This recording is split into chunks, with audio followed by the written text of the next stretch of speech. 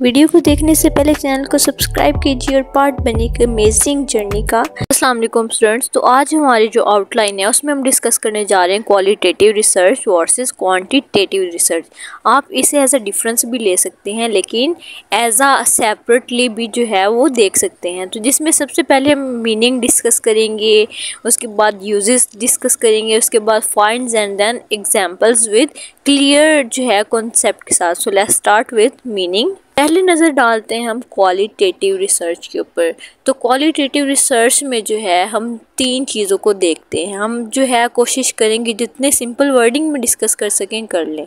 तो मीनिंग में हम 3 चीज़ों को देखेंगे जो कि होते हैं वर्ड्स, मीनिंग एंड एक्सपीरियंसेस। यानी कि हम कह सकते हैं कि क्वालिटेटिव रिसर्च इन 3 चीज़ों की बेस के ऊपर की जाती है, या फिर वर्ड्स की बेस पे, या फिर मीनिंग्स देखे जाते हैं, या फिर एक्सपीरियंसेस, या ये तीनों। क्वांटिटेटिव रिसर्च की बात करें तो हम इसमें जिन 3 चीज़ों को देखते हैं वो होते हैं नंबर्स, स्टैटिक्स एंड डाटा, जो कि क्वालिटेटिव रिसर्च के ओपोजिट है।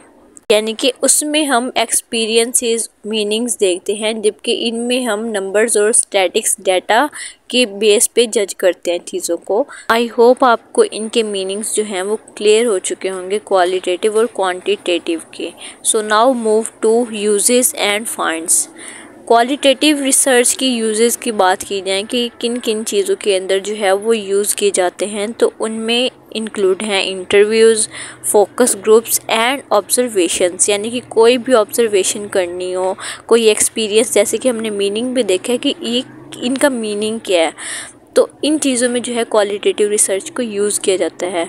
और इन्हें ढूंढा कहाँ से जाता है, यानी कि इन पे रिसर्च, एक्सपीरियंसेस, ऑब्जर्वेशंस की कैसे जाती हैं, तो इन पे जो है वो की जाती हैं इंसाइट्स के ज़रिए, थीम्स एंड पैटर्न्स के ज़रिए, जैसे कि हम आगे एग्जाम्पल में देखेंगे।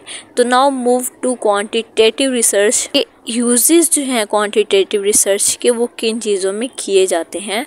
तो क्वांटिटेटिव रिसर्च को सर्वेज में यूज़ किया जाता है, एक्सपेरिमेंट्स में यूज़ किया जाता है, एंड स्टैटिकल एनालिसिस में इनका यूज़ किया जाता है। और ये फाइंड कैसे किए जाते हैं, इन्हें फाइंड किया जाता है ट्रेंड्स के ज़रिए, कोरिलेशंस के ज़रिए एंड प्रेडिक्शंस के ज़रिए। ये अभी आपको जो है वो आधे क्लियर होंगे, और बाकी जो है हम इनके एग्जाम्पल्स को देखते हैं, जिससे आपको ये टोटली जो है वो क्लियर हो जाएगा। तो अब हम देखते हैं क्वालिटेटिव रिसर्च की एग्जाम्पल्स को, कि जो हमारा क्लियर होना रह गया था वो टोटली हो जाएगा।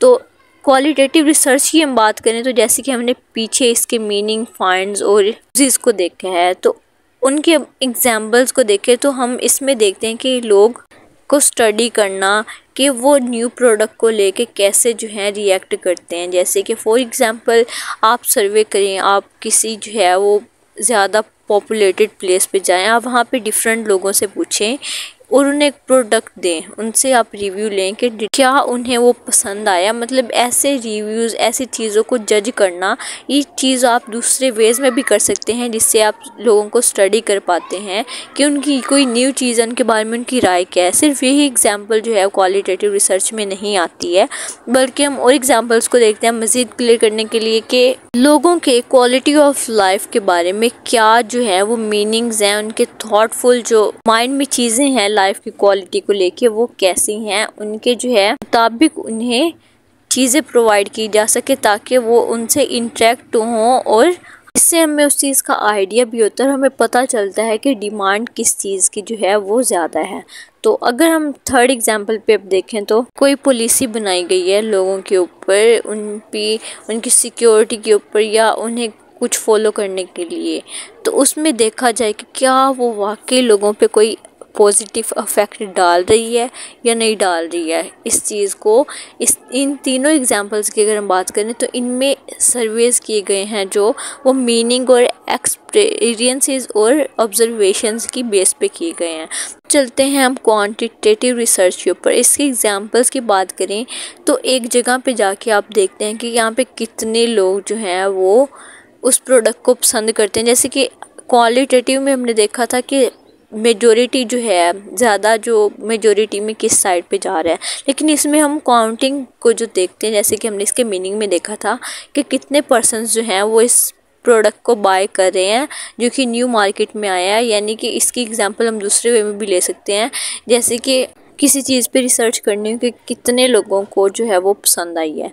तो अब नेक्स्ट जो है इसकी एग्जांपल है वो देखते हैं। Measuring the average score of a test, जैसे कि टेस्ट जो होते हैं, हमारे जो टेस्ट होते हैं वो उनमें हमें जो है वो जजिंग किन से किया जाता है, नंबर्स की बेस के ऊपर, और हमारा जो रिज़ल्ट होता है वो किस पे बेस करता है, नंबर्स की बेस के ऊपर। नाउ थर्ड जो एग्जांपल है वो है comparing the effectiveness of two different treatment, कि दो ट्रीटमेंट्स को जो है वो कंपेयर करना एक दूसरे से और उनमें देखना कि जो ज़्यादा मिकदार में जो है या ज़्यादा क्वांटिटेटिव जो है इनमें से कौन सी प्रोडक्ट है या कौन सा ट्रीटमेंट है। सो आई होप यहाँ तक हमारा आज का लेक्चर था जो कि आपको क्लियरली जो है वो समझ आ गया होगा। फिर भी कोई कन्फ्यूजन आप लाजमी कमेंट बॉक्स में पूछ सकते हैं और अपने रिव्यू शेयर करना मत भूलिएगा। फिर मिलते हैं, तब तक के लिए अल्लाह हाफिज़।